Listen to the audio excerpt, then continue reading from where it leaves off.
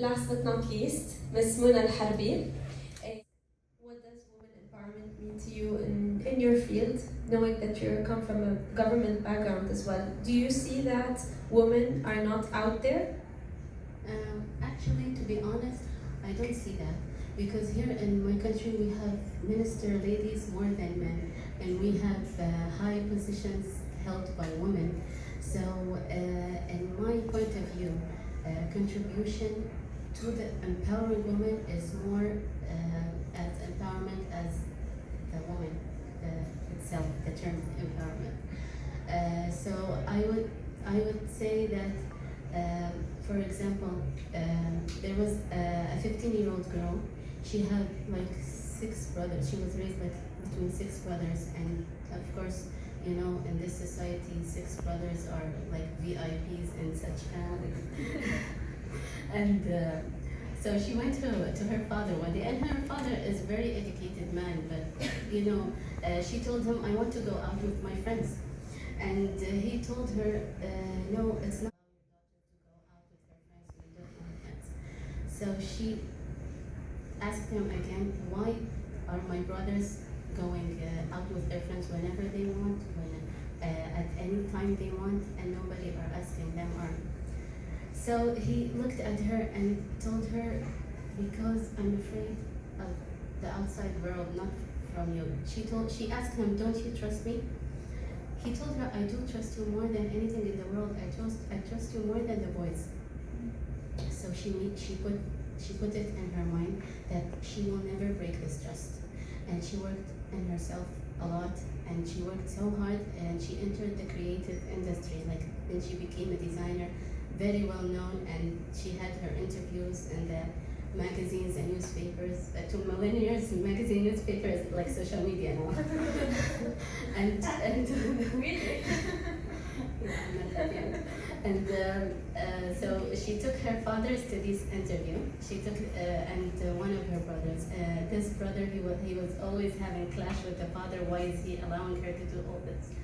So after they saw what she accomplished and how much did she succeed, he became the closest brother and her best friend. And her father no longer fears for her, and he trusts her to put her in any environment. She will never disappoint anyone. And yeah, so that story is me.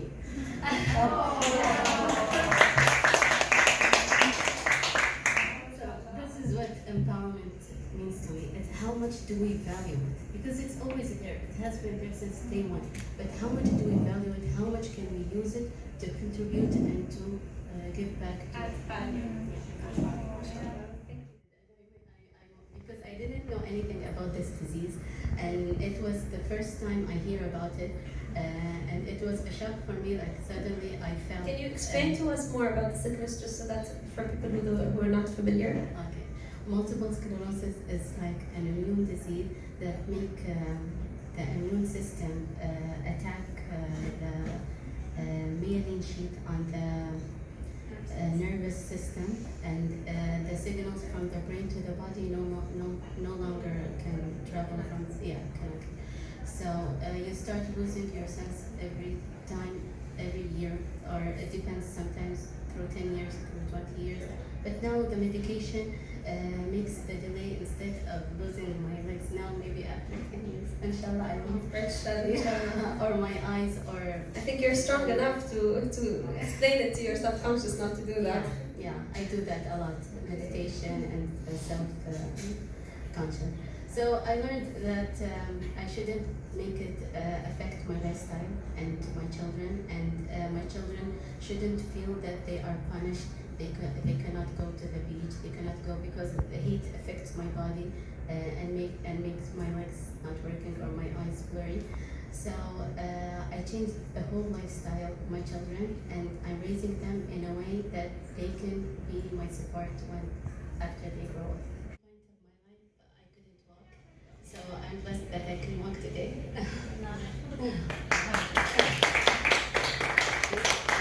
I was living in deep depression that I couldn't see my children's faces after they grow up. But I pulled myself from that fear through empowering myself. To me, empowerment or empowering women is, I want to be fixated in the term empowerment because empowerment has been there since day one in our thinking of our leadership. I mean, here in UAE, women empowerment has been there a long time ago. But now, how can we change this term empowerment to contribute and to give back to those people who are unfortunate or didn't find empowerment or the opportunities to get themselves out of this situation. My struggle was opposite what people go through depression and through shock and then acceptance. You teach them to be women empowering in a society that is very man dominated basically. Yeah. Okay, so my boys are like 8 and 7, and actually they have this idea about, oh, I'm not a lady, I'm not going to do this, this is for girls, this is for boys, but it's not from them, it's the environment and the way we raise them. So one time I told one of my boys, what does that mean? What does that mean? What do you mean by I'm not a girl? I didn't tell you to wear something pink. I didn't tell you to play with Barbie. I just told you, go bring a cup of water. And he looked at me and he didn't understand, but this question will stay with him until he grows up. NLP. So I told him, don't you drink water? He's only 7. He said, yes, I do. What's the difference between you getting this cup of water and me getting this cup of water? Okay, well, I will go get the cup of water. So, you know, it's the little things that count. It's a little project of that instead of like, this is project. Yeah. Okay, yeah, I don't have children, but I feel like any person, when you talk to them with logic, not that that's it. Yeah. Why? That's it. That's No, it. because of this, Yeah. because it's not like a minor change. I think like this little argument that you had with them changed his whole perception because you spoke to his mind, you respected his mind, and that's why. Yeah, I think this, inshallah, your son will be a great, inshallah, man in the future. I wanted to add one thing, since we're talking about children. Also, like, I don't have children. I've been married for over 7 years, and I didn't want to have children by choice. And because of that, sometimes the hatred, sometimes the judgment. As women, we are being judged in so many different levels.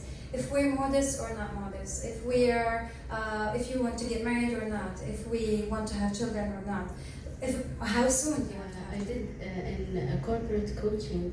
They chose me because of my MS story, and they chose me to to empower these and to give positivity to these employees because of my MS story. So I mentioned it in one of my blogs. When I tell or speak out about my disease or my MS story, it's not for you to feel sorry for me or pity. It's for you to understand and to challenge yourself that people have other struggles and harder struggles than you, and still they are achieving more. So it's not about haters or lovers or who love our story.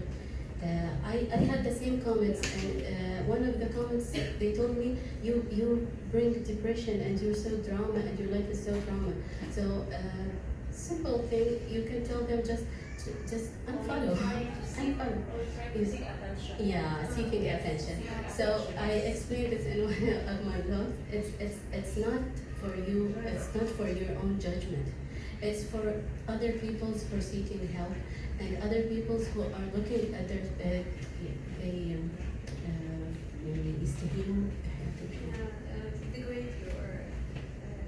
underestimate what they have in their lives, and they don't look at like for me the MS made me look at my life differently, made me look at people differently, and I made a list of what's important to me and what's important in this life.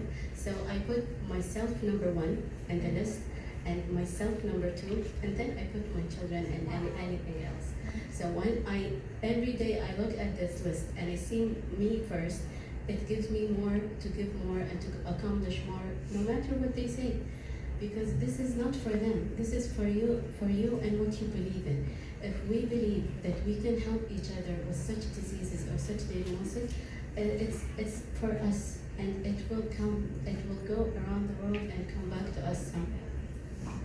I had a question actually. Being a mom, I know you have 3 kids.